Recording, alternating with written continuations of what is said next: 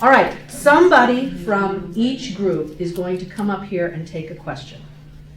Your job is to collect data to answer this question. All the data is in the room. So you have to figure out a strategy to collect the data and then get it. We're going to give you about 15 minutes, between 10 and 15 minutes to collect this data. Then we're going to ask you to present your data.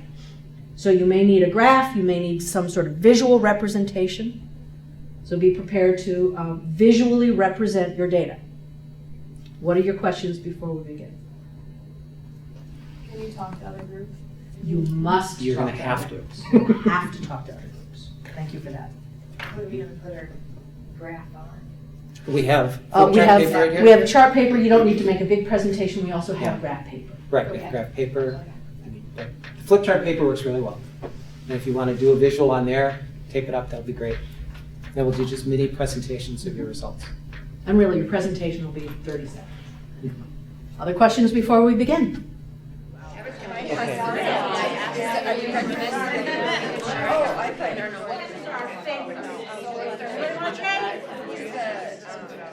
Excuse me.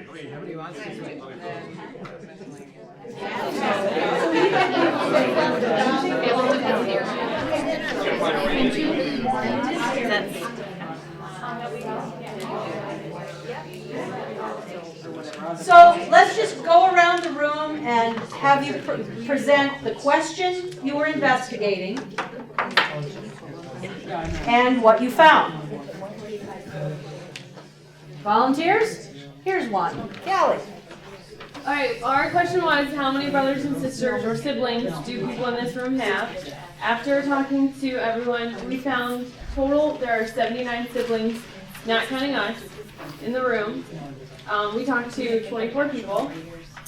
At that point, if you find the mean, that's 3 1/4 siblings in each family, not counting you.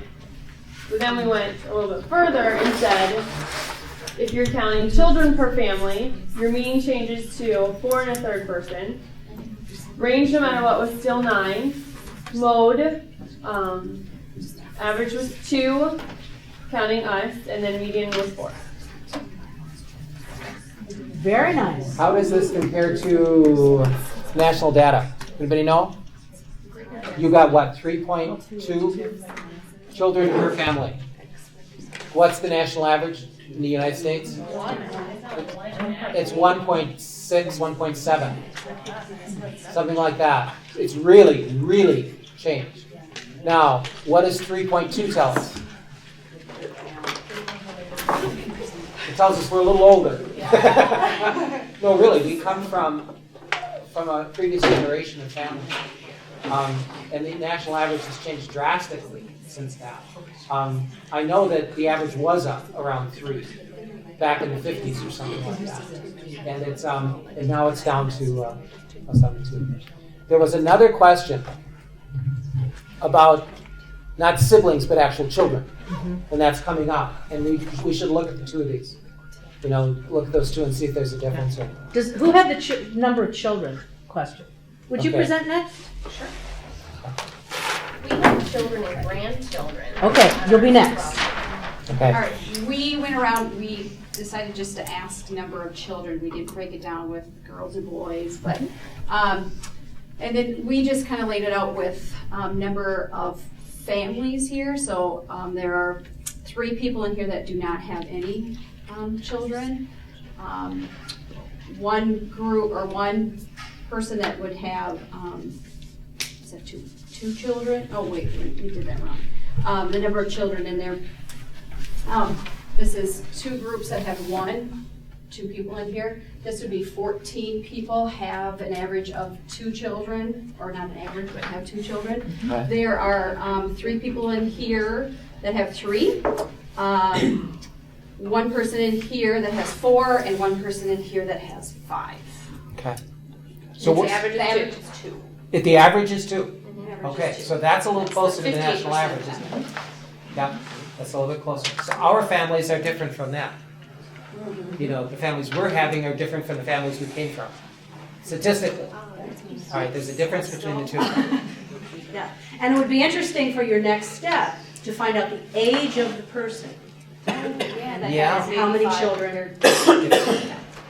So that might be a next step. Yeah. What about children and grandchildren? We did ours very similar to theirs. It made ours a frequency chart, however, and we either missed somebody. I don't know. It makes no difference. Our data is very, very similar. We chose the blue represents number of children, so we have the same thing. The highest frequency of children in here was 2, so most people had 2 children. And then we used pink to show grandchildren, and most people in this room don't have any grandchildren, but there are 3 that do, one with 1 grandchild, one with 2 grandchildren, and one with 8 grandchildren. So total number of children is 45, total grandchildren is 11, bringing a total of youngsters from this room is 56. And how many children did you count in yours? But you could crunch that as well. Right, you can probably crunch it as well. So what exactly was your question?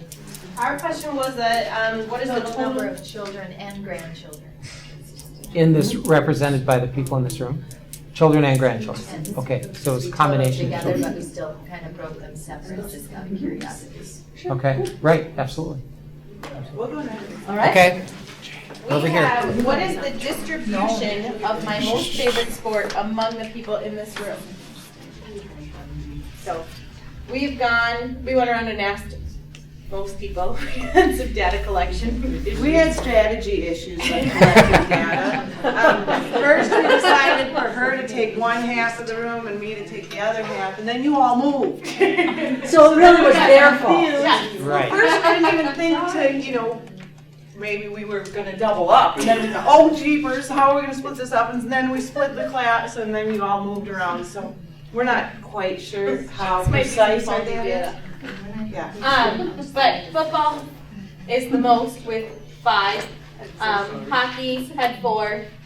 Baseball, basketball, volleyball tied with 3.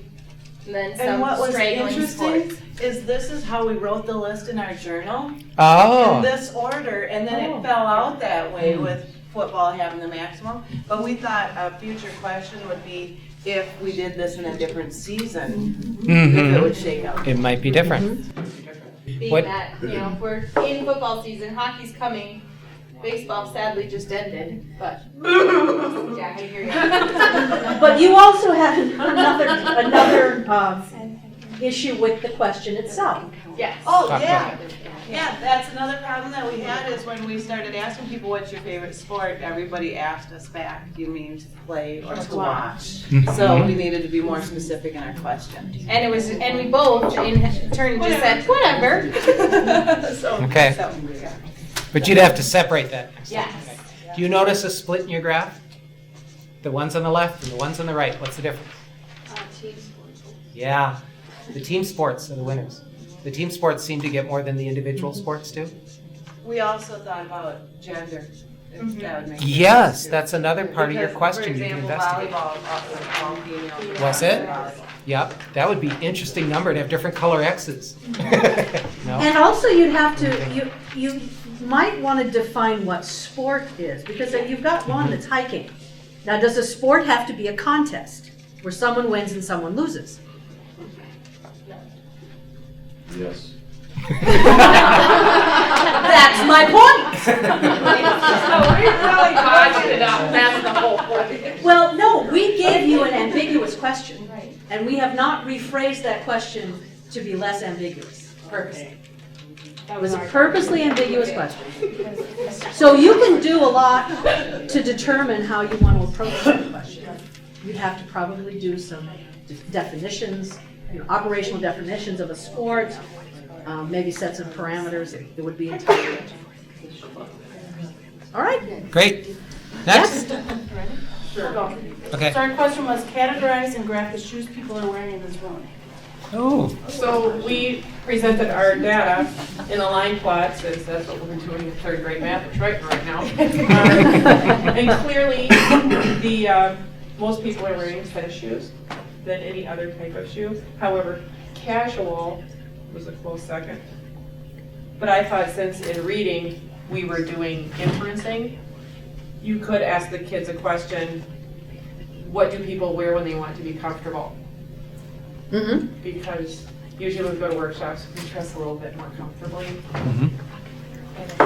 What were your criteria to separate casual shoes from dress shoes? Yeah. Dress shoes were shiny.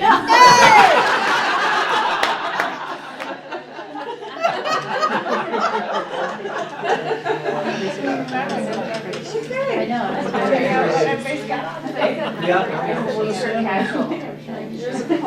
Now everybody's looking at shoes. Yeah, it was like shoes. It was interesting because you two never asked anybody any questions. You just went around and collected the data. You didn't talk to anybody.